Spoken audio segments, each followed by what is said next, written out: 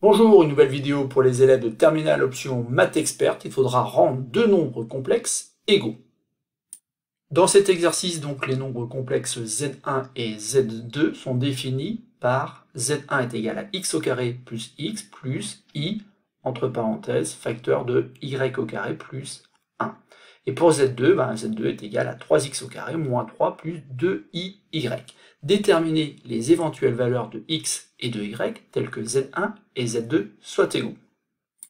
Rien de très compliqué dans cet exercice, vous devez simplement vous souvenir à quelles conditions z1 et z2 sont égaux.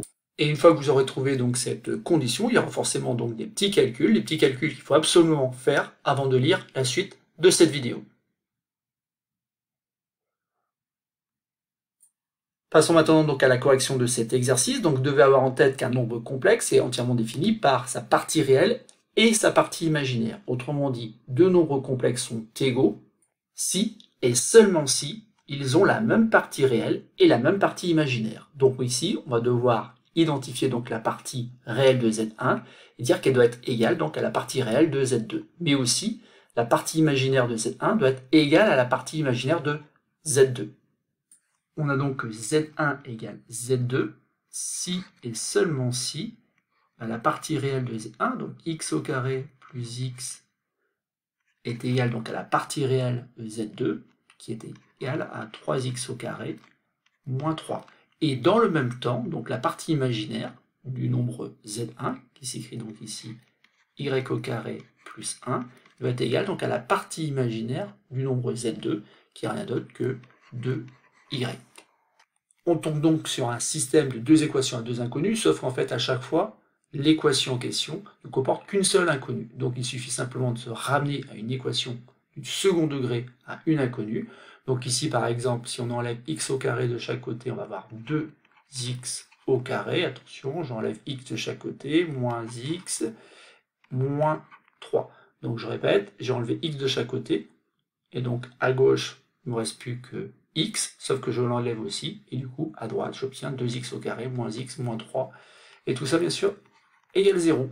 De l'autre côté, c'est beaucoup plus simple, puisque j'ai y au carré plus 1, donc j'ai enlevé 2y de chaque côté, et je vais obtenir y au carré moins 2y plus 1 égale 0.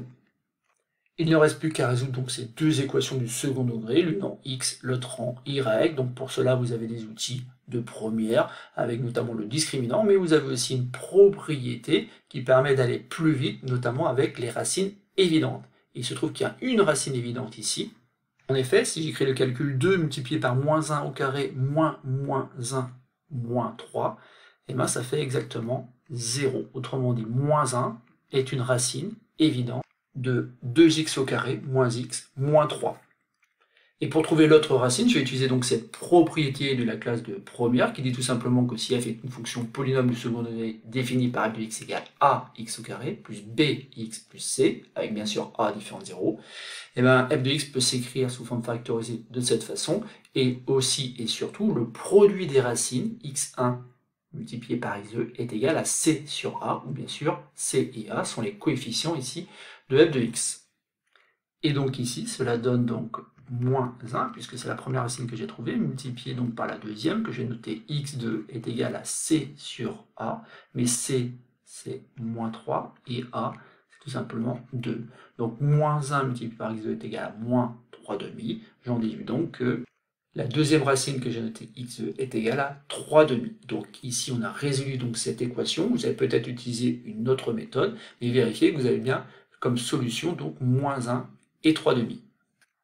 Il nous reste encore à résoudre donc la deuxième équation, l'équation d'inconnu y, une équation du second degré, donc pour laquelle vous pouvez utiliser le discriminant, mais aussi donc une racine peut-être évidente, ou encore une identité remarquable, puisqu'en fait ici on a quelque chose de la forme a au carré moins 2ab plus b au carré. Autrement dit ici ça se factorise tout simplement en y moins 1 au carré. Donc y moins 1 au carré doit être égal à 0.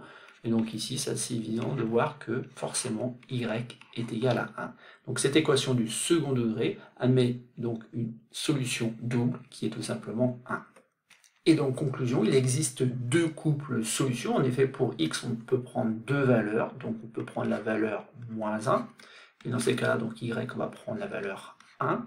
Mais on peut aussi prendre donc pour x la valeur 3/2.